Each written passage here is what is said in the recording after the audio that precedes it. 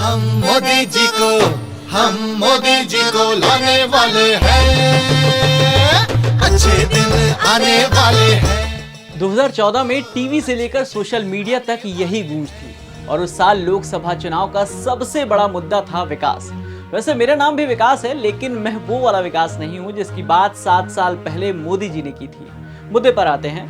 मोदी जी आए और आज उन्हें सत्ता में आए हुए 7 साल हो गए हैं। इन 7 सालों में ये पहला मौका है जब प्रधानमंत्री नरेंद्र मोदी मुश्किल में घिरे दिख रहे हैं। ये पहला मौका है जब सरकार की ओर से इस मौके पर किसी भी तरह का कोई विशेष आयोजन नहीं किया जा रहा है।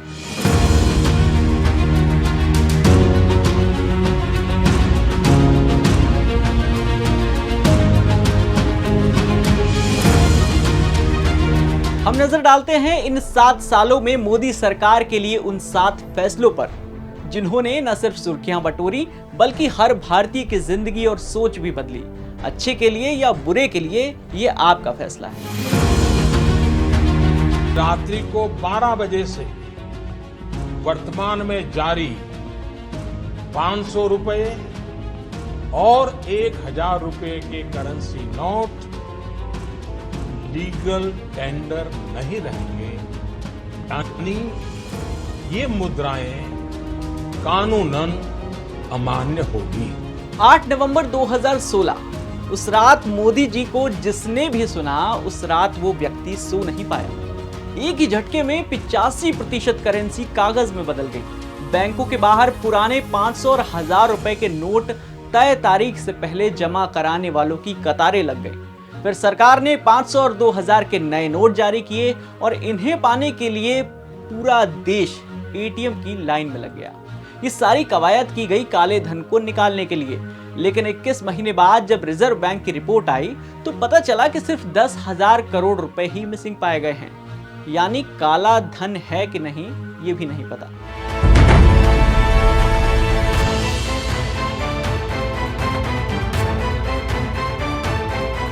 चौदह फरवरी के पुलवामा टेररिस्ट अटैक का जवाब था सर्जिकल स्ट्राइक।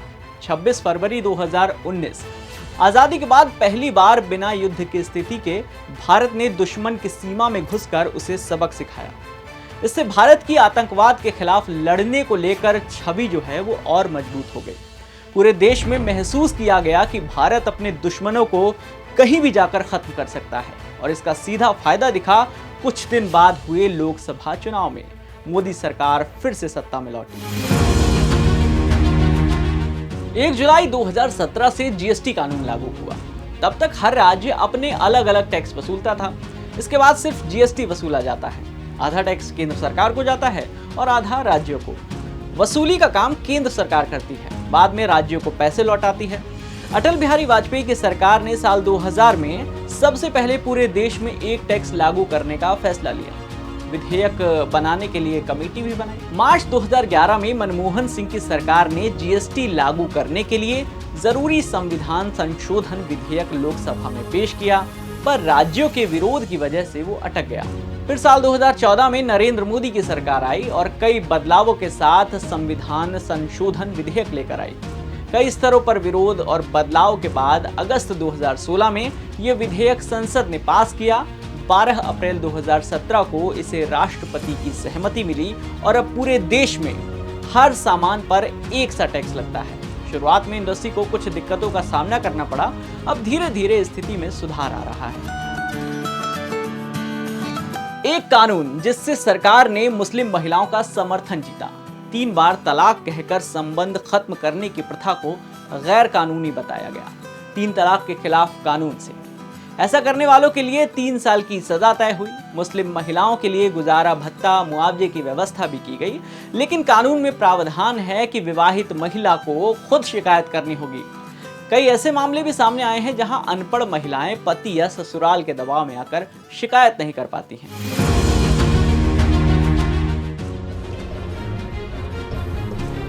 केंद्र सरकार ने प्रशासनिक संकल्प से जम्मू कश्मीर से संविधान की धारा 370 को हटा दिया। राज्य को मिले विशेषाधिकार खत्म हो गए।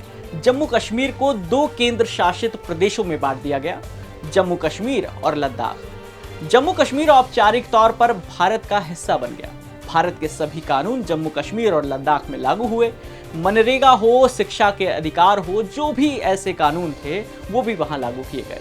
लेकिन राज्य में राजनीतिक पार्टियों ने यह फैसला स्वीकार नहीं किया, तो इसके चलते नेताओं को नजरबंद रखा गया, इंटरनेट समेत संचार सुविधाओं को सस्पेंड करना पड़ा और इसका सीधा असर पर्यटन पर भी पड़ा, जिसके चलते स्थानीय लोगों को काफी परेशानियों का सामना करना पड़ा।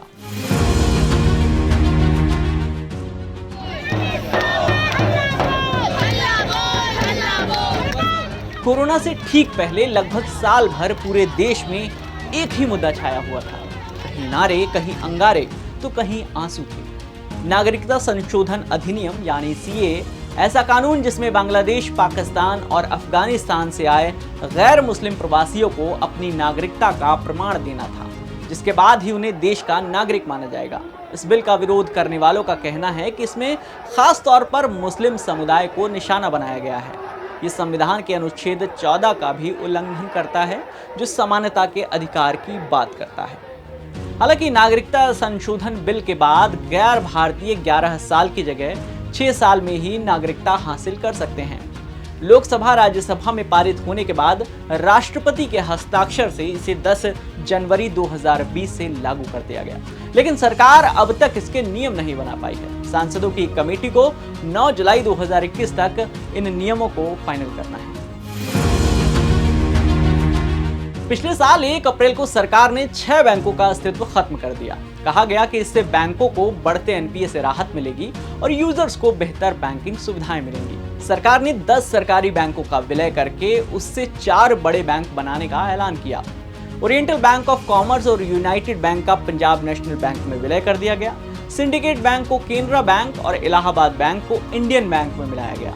आंध्रा बैंक और कॉरपोरेशन बैंक को यूनियन बैंक ऑफ इंडिया से जोड़ने का ऐलान किया गया।